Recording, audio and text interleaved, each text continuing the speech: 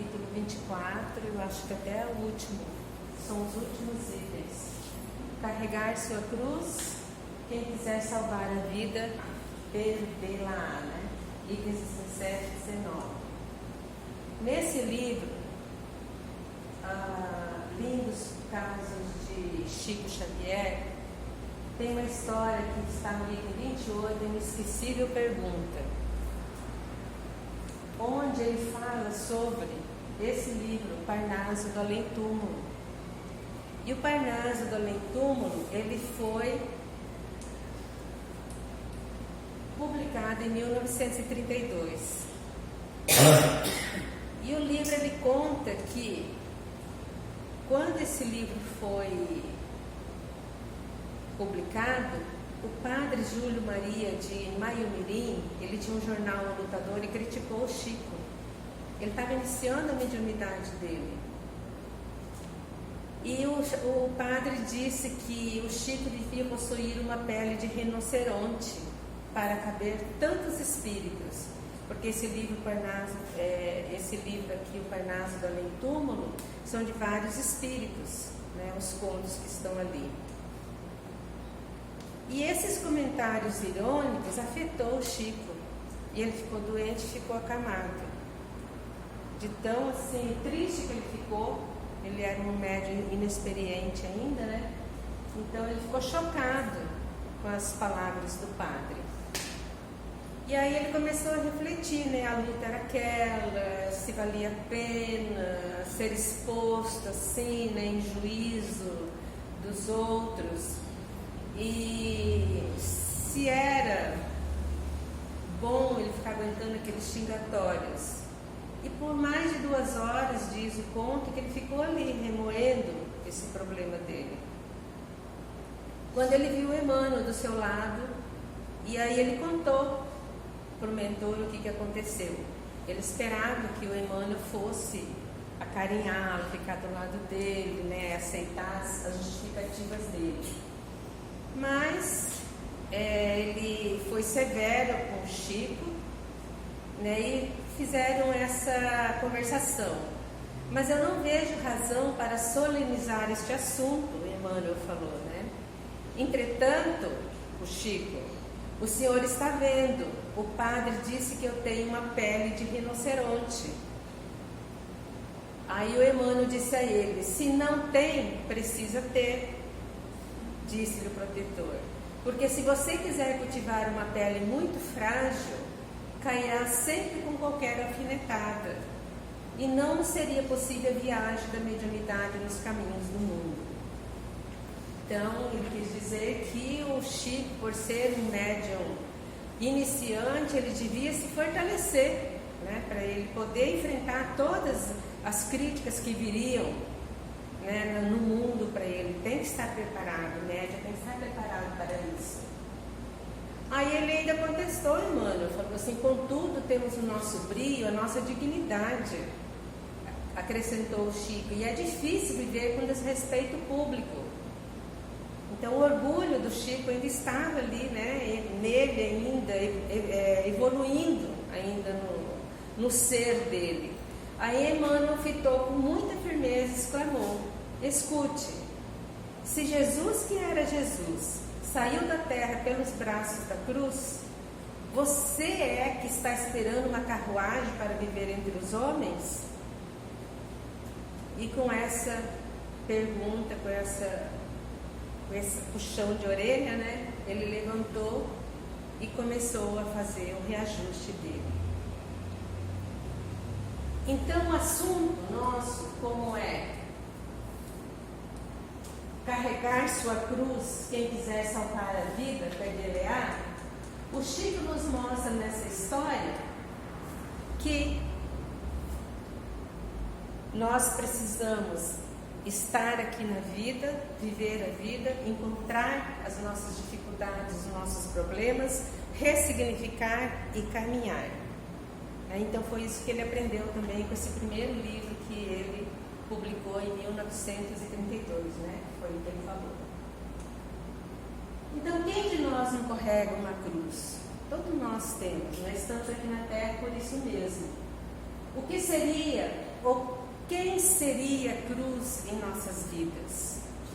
Nós temos os nossos problemas e as pessoas que estão ao nosso lado, que traz para nós alguma dificuldade onde nós precisamos trabalhar os nossos conflitos internos.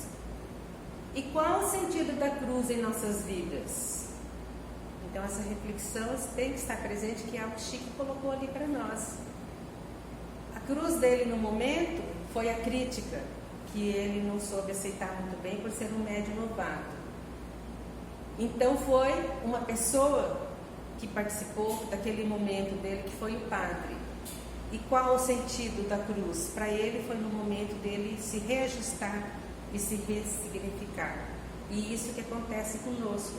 Então o Chico está ensinando a gente a se reconhecer, a experimentar as experiências e suportar, ser resignados quando nós não conseguimos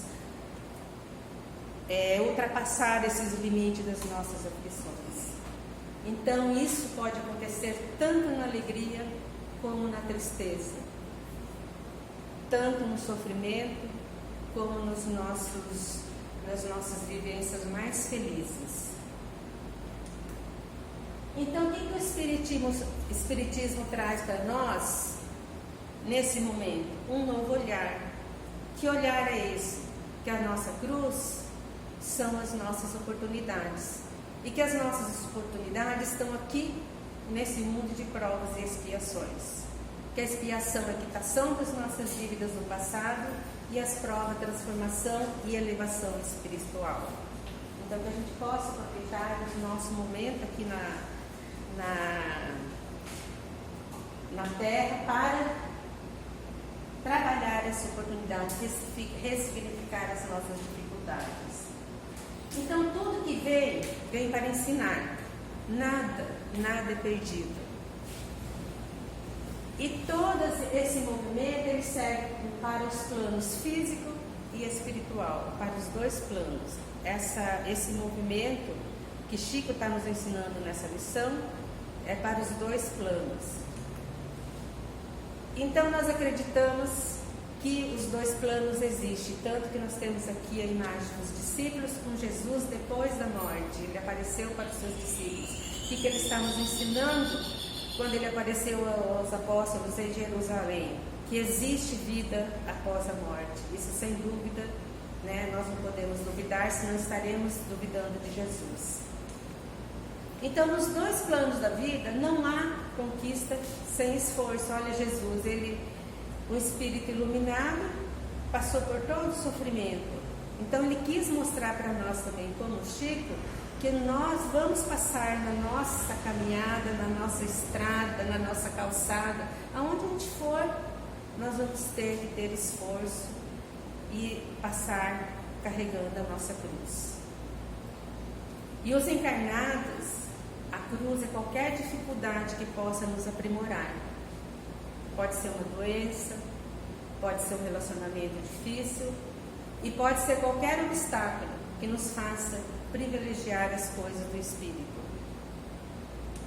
E os desencarnados, quando nós não vencemos aqui na Terra os nossos vícios superados, os nossos resgates não realizados, os nossos deveres descumpridos e culpa, arrependimento, remorso pelas dificuldades não enfrentadas ou mal sofridas, enquanto militavam no corpo carnal. Então nós sabemos que se nós não conseguirmos vencer também essas dificuldades, quando desencarnados, nós também vamos estar passando pelo mesmo processo.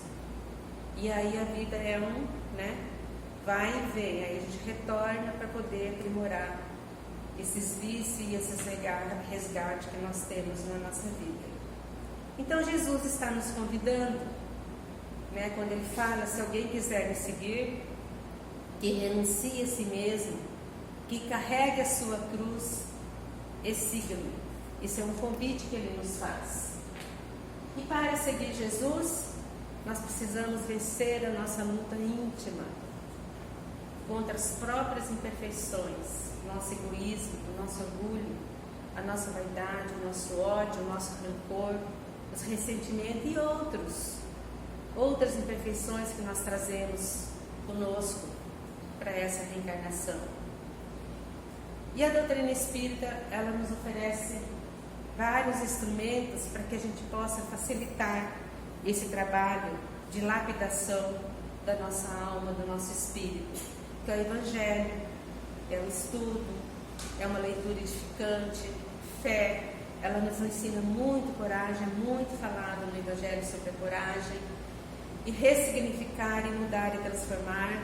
A Joana de Ângeles também nos fala muito sobre essa ressignificação. Os livros dela, da psicologia dela, dos 16 livros, ou 17, se não me engano agora, todos eles falam sobre essa ressignificação. Então, nós podemos perceber, essa é uma música muito importante também, que ela nos traz essa lembrança da cruz, e ela assim, é como se fosse uma oração. Então, se a cruz pesada for, Cristo estará contigo.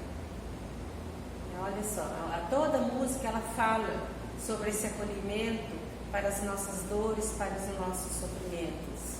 Então, seja qual for o seu problema, fale com Deus, Ele vai ajudar você.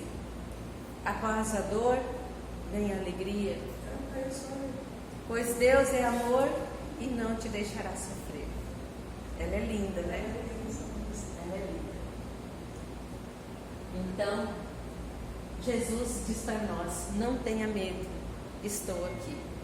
Então, qualquer dor, qualquer sofrimento, qualquer angústia, vamos lembrar de Jesus, de Deus, que Ele está sempre conosco. Ele prometeu: não tenhas medo, estou aqui. Então, uma sugestão para que a gente possa trabalhar isso é praticar regularmente o autotratamento. É uma luta íntima que nós temos que trabalhar, que essa lição do Chico, né, ela nos ensina. Jesus nos traz bastante exemplo sobre trabalhar a nossa luta íntima, e Joana de Ângeles, nos seus livros psicológicos, ela nos ajuda muito a fazer esse trabalho também. E o Evangelho segundo o Espiritismo, que eu adoro o Evangelho segundo o Espiritismo, porque ele trabalha muito com a ressignificação da nossa luta íntima. Medita diariamente. Na internet tem uma mensagem de Joana Codivaldo, necessidade de meditação. Ela vai falar muito sobre como meditar, o que fazer e por que meditar.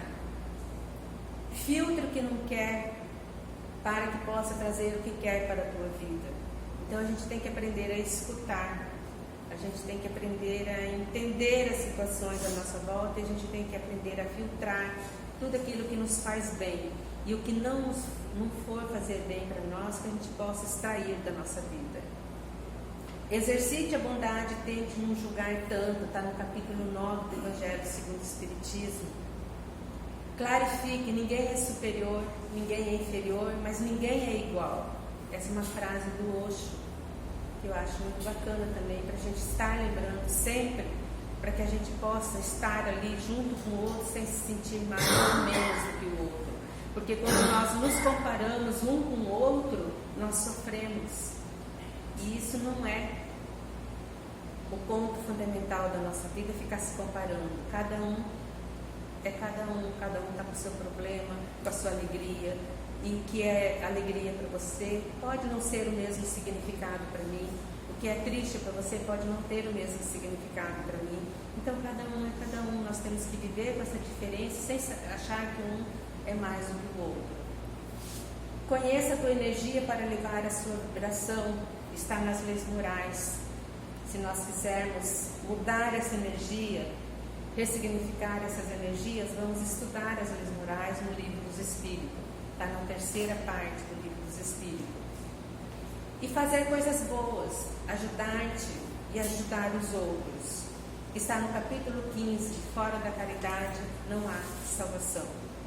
Então essas são algumas sugestões que a gente pode trazer para a nossa vida, para que a gente possa lapidar as nossas imperfeições.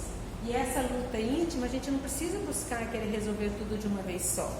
A gente pode encontrar uma uma imperfeição e tentar trabalhar nessa reencarnação. Por mais que a gente não esteja 100% com ela concluída nessa vida, mas que a gente possa melhorar. E nós estamos melhorando, com certeza.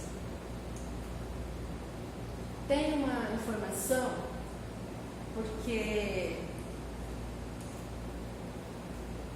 essa informação é sobre aqui no Brasil, é sobre o nosso estado físico aqui no Brasil. O sedentarismo, de acordo com a Organização Mundial da Saúde, está nos dizendo no ano de 2018 que 53,3% das mulheres são sedentárias e que 40,4% dos homens são sedentários.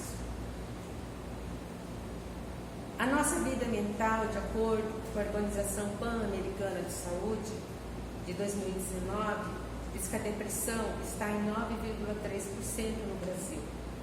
A ansiedade, 7,5% do continente americano. E a Organização Mundial de Saúde, de 2009, fala que nós somos os países mais ansiosos. Nós temos 18 milhões e 600 mil habitantes ansiosos.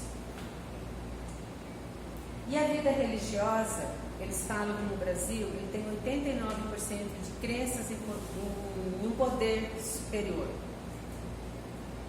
E o Brasil está no topo do ranking de 26 países elaborado por esse instituto, que é o Ipsos. E a saúde social, ele está em 74º lugar no ranking global de solidariedade. Então essas são as informações que nós temos aqui no Brasil. E qual o objetivo dessas informações?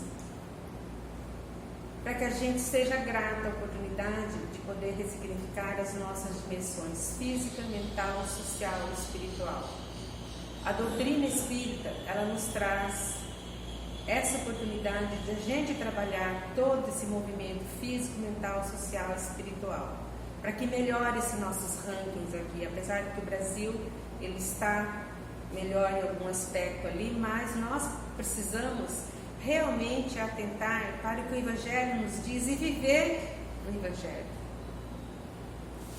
Então sejamos gratos também, porque a cruz que carregamos é o que dá sentido à nossa vida. O que seria de nós se flutuássemos no espaço sem objetivo e sem direção?